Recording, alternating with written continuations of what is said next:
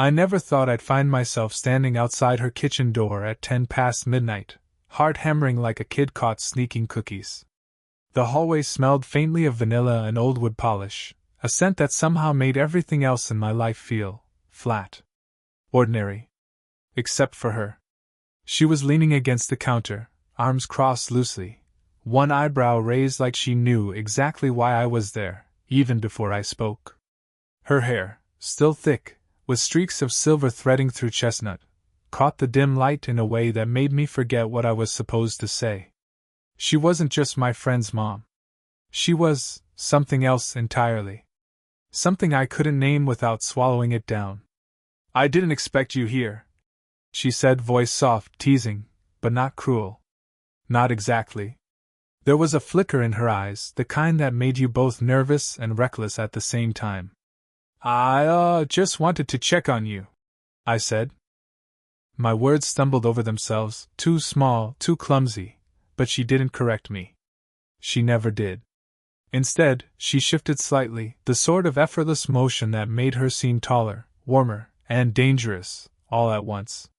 She leaned closer, not enough to touch me, but close enough that I could see the subtle lines around her eyes, the curve of her jaw. "You sure about that?" she whispered, and the corners of her mouth twitched in that knowing way.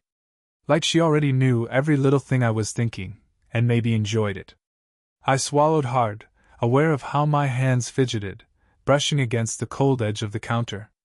Her presence was like a quiet storm, calm on the surface, but everything inside me shifting without warning.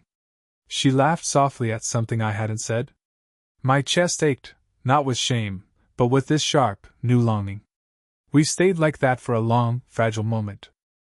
I wanted to say something profound, something that would make her understand, but instead I just watched her. And maybe that was enough. Her hand lingered near the faucet, her fingers brushing against it absent-mindedly. I imagined what it would feel like to reach out, to let my hand brush hers. The air between us felt charged, though nothing had happened yet.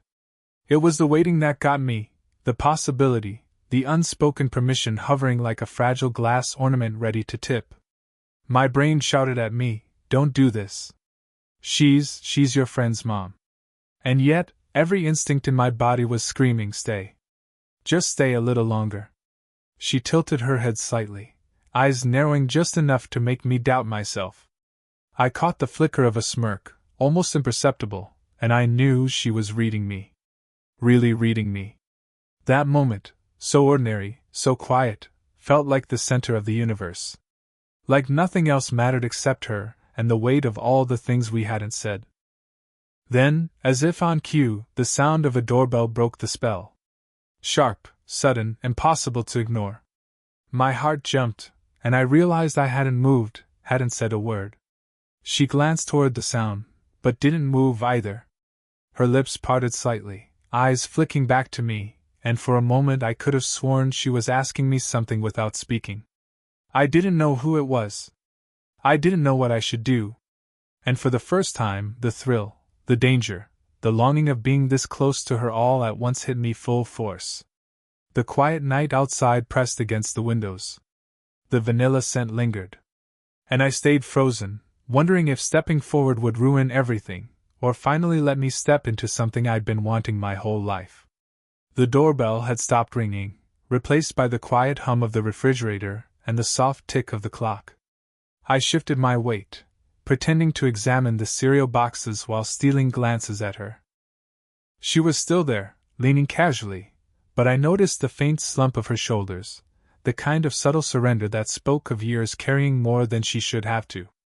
I remembered the stories my friend had told me about her, a woman who'd once been wild, adventurous, the kind who'd made mistakes and paid for them in full, quietly.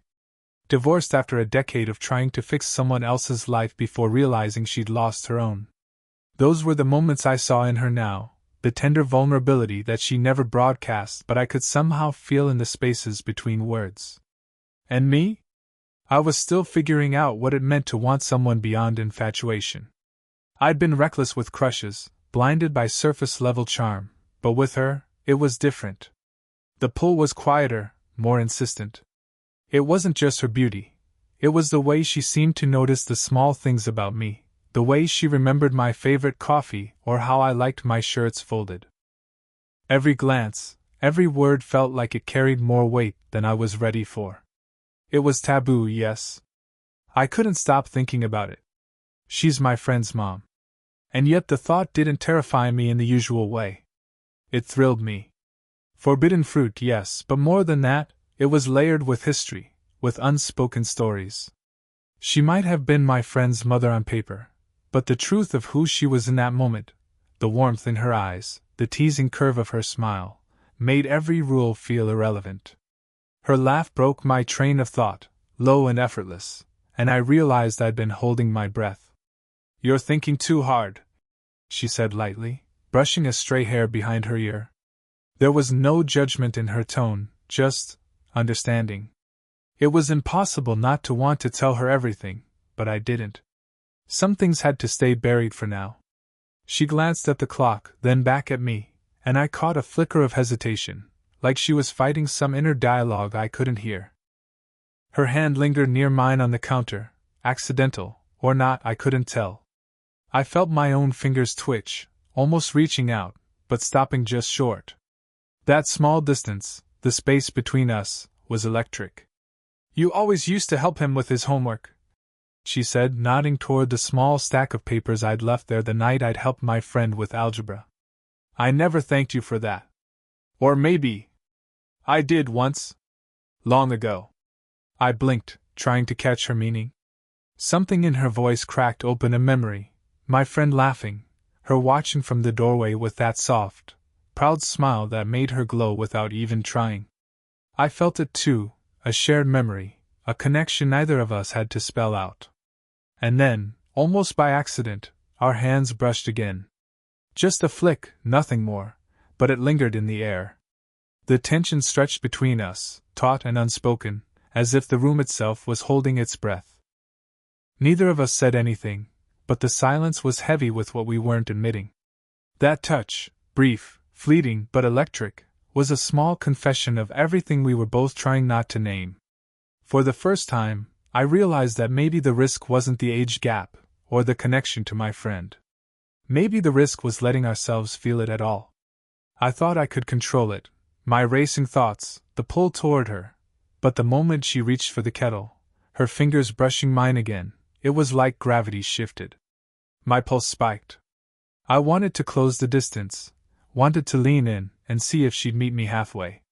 But then, laughter from the living room. Her head snapped toward the sound. "Oh no," she whispered, her voice tight. "That's my husband." I froze, heart in my throat.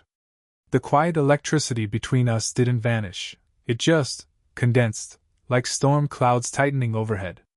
She glanced at me, eyes wide but curious, a flicker of mischief or despair I couldn't decipher. He's home early?" I managed, voice a notch too loud. She shook her head, lips pressing together. "Unexpected meeting." Then, almost under her breath, "Stay calm." We moved toward opposite sides of the kitchen. I couldn't stop watching her, the tilt of her shoulder, the way she tucked a strand of hair behind her ear, the subtle tightening of her jaw. Every little movement was amplified, charged with the tension we were both trying to hide. The hallway creaked. Footsteps. I felt my stomach knot. My instinct screamed, "Run. Hide. Just leave." And yet I stayed, glued by something I couldn't name, something I didn't want to resist. She gave me a look, the kind that made me want to melt and obey at the same time. "Pretend you're getting water," she whispered, voice low, almost trembling. And just like that, the forbidden became a game, dangerous and intoxicating. I bent over the sink, pretending to fill my glass, but I could feel her eyes on me. Her presence was a pressure, a warmth that seemed to seep into my skin, making my palms sweat. Every thought of leaving, every attempt to be rational, dissolved under the weight of wanting her too much. Then came the door, a slam somewhere in the house, and a voice I knew too well. "Honey? Is anyone here?" She froze. I froze. And for a moment, time itself held its breath. She didn't move. I couldn't. My hand brushed hers again, this time longer, lingering, and she didn't pull away. The tension was unbearable, almost delicious, like walking on a knife's edge. Her lips parted, and she leaned just slightly toward me, eyes glinting in a way that made my chest tighten. I wanted to close the space, wanted to see if she wanted me the way I wanted her, but then a cough echoed from the living room. Reality intruded, harsh and inescapable. She pulled back, stepping away with a sigh that sounded like regret and relief rolled into one. I can't," she whispered, voice breaking slightly. And yet, the heat in her eyes betrayed her words. I wanted to argue, to reach for her again, to erase the caution in her tone. But I stayed still, heart hammering, aware that even as we tried to resist, the invisible thread between us had only grown tauter. I left that night with my mind spinning, unable to stop replaying every brush of skin, every unfinished glance. She was dangerous, complicated, forbidden, and I couldn't stay away. The café smelled of burnt coffee and old books. I was supposed to meet my friend for a quick study session, but instead, I found myself scanning the doorway, hoping, foolishly, that she'd appear. And then she did. She was talking to someone else, a younger guy, someone from her book club, laughing like she hadn't done that night in the kitchen. I froze. My stomach twisted, a sharp, bitter punch of jealousy I hadn't expected. My fingers tightened around the coffee cup, knuckles white. It's nothing, I told myself. It's nothing. She's just polite. But it wasn't nothing. Every laugh she gave him, every tilt of her head, made my chest ache. I wanted to go over, to grab her hand, to make her look at me the way she looked at me that night. But I didn't. I couldn't. She caught my stare before I could look away. And oh, she noticed. The corner of her mouth twitched. Not a smile exactly, more like a recognition of the storm I was trying not to let show. I had the sudden, dizzying realization that I was utterly transparent to her. I left my friend at the table, pretending I had an urgent call.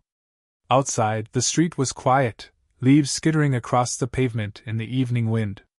I wanted to call her, to text her, to tell her to forget everyone else and meet me somewhere private. Instead, I just leaned against a lamppost, heart hammering, trying to untangle this impossible, forbidden knot of longing and fear. And then she appeared beside me. No warning. No knock on the door, no ringing of my phone. Just her, warm, confident, and dangerous, and my knees went weak. "You looked distracted in there," she said softly, brushing a strand of hair behind her ear. But I saw it, the way her lips tightened slightly, the flicker of uncertainty in her eyes. She felt it too. I didn't. My voice faltered. Words failed me. All I could do was stare, a desperate, unspoken confession hanging between us. She sighed, leaning closer, her hand brushing mine, not quite holding it but enough to make my chest tighten. "You're impossible," she whispered, and it was neither anger nor playfulness, just raw, restrained desire. "I can't. I shouldn't." I tried again, but my resolve crumbled under the weight of her gaze. Every sensible thought dissolved in the pull of her nearness, the faint vanilla scent clinging to her coat, the way her eyes held mine so firmly it was almost painful. She hesitated, as if deciding whether to step back, whether to pull away from the edge we were both teetering on. But she didn't. Her fingers brushed mine again, and my heart leapt in a way that made the cold evening air irrelevant. "Do you ever stop thinking about me?" I whispered, barely audible, almost afraid to ask. She didn't answer right away. Instead, she tilted her head, eyes searching mine, lips parted, and for a heartbeat, the world narrowed to the small space between us. And then, just as my chest tightened further, a text buzzed on her phone. She glanced down, eyes widening, and the moment shattered like glass. I knew, in that instant, everything was about to change, but whether it would be for the better or worse, I couldn't yet tell. I didn't see it coming. Not the way the text lit up her phone like a tiny warning signal, nor the way her face strained of color the instant she read it. "What is it?" I asked, trying to sound casual, but my voice came out tight, almost panicked. She swallowed, eyes flicking toward the street outside the cafe, then back at me. "It's nothing," she said quickly, forcing a smile. But her hands trembled just enough that I noticed. "Nothing? Yeah, right. I don't think it's nothing," I said, stepping closer. What?" Her gaze dropped, and for the first time, I saw the hesitation that terrified her more than anything else in the world. "It's my ex," she whispered, voice low, like speaking it aloud might make it real. "He knows I'm seeing someone. Or thinks I am. And he's coming tonight." The world narrowed. My stomach twisted, jealousy flaring hotter than it had before. My mind raced. He's her past. He's the one who hurt her. He's dangerous for this. I wanted to tell her to forget him, to ignore him, to stay here with me where it was safe. But I knew better. It wasn't safe, never had been. She reached for her coffee cup, fingers brushing mine again. That small touch grounded me, even as panic clawed at my chest. I don't want him here," she admitted, voice breaking slightly. Vulnerability. Real, unpolished vulnerability I hadn't expected from her. And suddenly, my own fears felt tiny in comparison. "What do you want to do?" I asked, careful to keep my voice steady. I wanted to tell her everything, run away with her, tell her she didn't need to face this alone, but I didn't know if she wanted that. Didn't know if I had the right. She hesitated, gaze locked on the door as if she could see him through the glass. Then she shook her head. "I have to face him." "But—" Her eyes found mine, fierce and trembling all at once. "I don't want to do it without you." My pulse spiked, not from fear, but from the weight of what she just said. She was letting me in. She was asking me to be part of something dangerous, something raw and forbidden. And I wanted it. Wanted her. All of her, even the parts that scared me. Before I could answer, her phone buzzed again. A new message. I saw her lips tighten, jaw clench, and the color leave her cheeks. I knew instinctively what it said. He was coming. He knew. And now, the night we'd been inching toward, slowly, dangerously, was about to collide with a past neither of us could control. She turned to me, hand resting on mine, eyes burning with desperation and trust. "Whatever happens," she whispered, voice trembling, "don't let go. Promise me." I nodded, heart hammering, fingers tightening around hers. "I promise." The cafe's bell jingled, and in that instant, the small bubble we'd created, the stolen glances, the electric touches, the unspoken confessions, felt like it was about to burst. Outside, the night waited. And so did he. The rain hit the windows like jagged whispers, the kind that made the cafe feel smaller, more intimate, as if the world outside had ceased to exist. She sat across from me, coat damp, eyes fixed on the table, and for a moment neither of us spoke. The air was thick with everything we hadn't said, the longing, the fear, the reckless pull that had been building for weeks. Finally she spoke, voice barely above the patter of rain. "I shouldn't be here. I shouldn't be feeling this." I leaned forward, heart hammering, fingers brushing hers across the table. "I don't care about the shouldn't," I said. "I care about right now. You. Me. This." Her breath hitched. "It's complicated. I'm not." She stopped, shaking her head, lips pressing together. "I shouldn't want this." "You shouldn't?" I echoed softly. "Then why are you here? Why are you looking at me like this?" Her gaze faltered for the briefest moment before returning, fierce and unguarded. "Because I can't stop thinking about you. I try, but it's everywhere, like a whisper I can't ignore." A long pause. The storm outside mirrored the storm inside me. I could see every tiny fracture in her composure, every vulnerability she usually hid behind polite smiles or teasing words.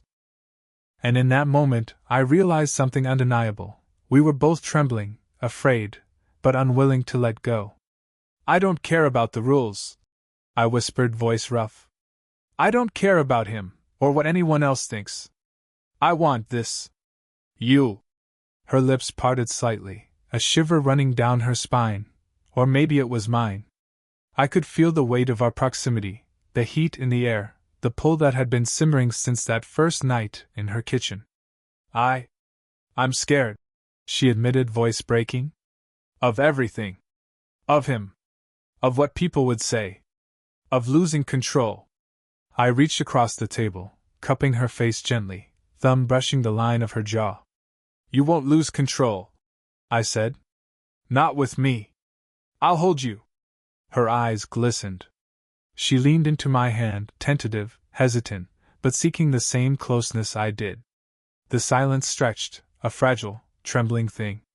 And then, almost imperceptibly, she closed the gap. Our foreheads touched first, tentative, testing, before our lips hovered close enough that I could feel her breath mingle with mine. And just like that, the world outside ceased to matter. Every rule, every doubt, every whispered warning was irrelevant. We were raw, exposed, human, and utterly together in that fleeting moment. The rain fell harder, tapping against the glass, a quiet applause for the decision neither of us had dared to speak aloud until now. But even as we lingered there, pressed close, I felt the shadow of everything we'd left unresolved. The age difference, the forbidden pull between us. The taste of fear mixed with desire, a reminder that life wouldn't pause for us. And yet, for the first time, we understood each other completely. Every glance, every brush of skin, every stolen heartbeat spoke a language that didn't need words. We pulled back slightly, foreheads still touching, breaths mingling. And in her eyes I saw the question we both refused to voice: what now? I didn't answer. I didn't need to. We'd crossed the line, and nothing could take that back. The storm outside raged, but inside, there was only us. The rain had finally stopped when we stepped out of the café, the streets glistening under streetlights like liquid gold. I held her hand loosely at first, then tighter, as if the world might try to snatch her away if I didn't. She didn't pull back, she let me, and that small act of trust felt heavier than anything I'd ever carried. We walked in silence, letting the night stretch between us. No words could capture the storm we just survived, the tension, the fear, the reckless desire that had brought us to this point. And yet, for the first time, the silence didn't feel empty. It felt shared, intimate, a quiet acknowledgement of everything we were daring to risk. At the corner where we usually parted ways, she stopped, turning to face me. The streetlight hit her face just right, highlighting the faint laugh lines, the silver streaks in her hair, the way her eyes held both vulnerability and strength. I don't know what comes next, she admitted softly. But I know I don't want to go back to before. I swallowed, feeling the weight of that truth settle in my chest. Then we don't, I said simply. We keep moving forward. Together if you want. Her lips curved in that small, hesitant smile I'd come to recognize as a doorway into her soul. She reached for my hand again, this time interlacing our fingers fully, a silent promise that whatever challenges lay ahead, we'd face them side by side. For a moment, the world felt suspended. I could see the memories of all the stolen glances, the brushes of hands, the unfinished sentences we'd shared, all of it crystallized into a single, undeniable truth. We had chosen each other, even when it was risky, even when it was messy. Funny, she said after a pause, voice soft, almost a whisper. I used to think moments like this were only for novels, for people younger than me, or braver. And yet here we are. I laughed, low and full, the sound echoing down the quiet street. Maybe we're both braver than we realized, I said. Her hand squeezed mine, firm and warm, grounding me in a way nothing else could. Maybe, she replied. Maybe we're just honest. Finally. We lingered there a little longer, letting the night stretch over us, letting the quiet settle, letting the knowledge of what we'd risked and what we'd found sink in. The world could wait. The past could wait. For once, it was just us. And then, slowly, we turned together, walking toward the unknown, toward whatever came next, our steps in sync, hearts synchronized in the kind of rhythm that only emerges when two people dare to follow the pulse of their own desires. The night air was crisp, carrying the scent of wet pavement and new beginnings. It wasn't perfect. It wouldn't be easy. But it was ours. And in that realization, I felt a quiet, unshakable hope.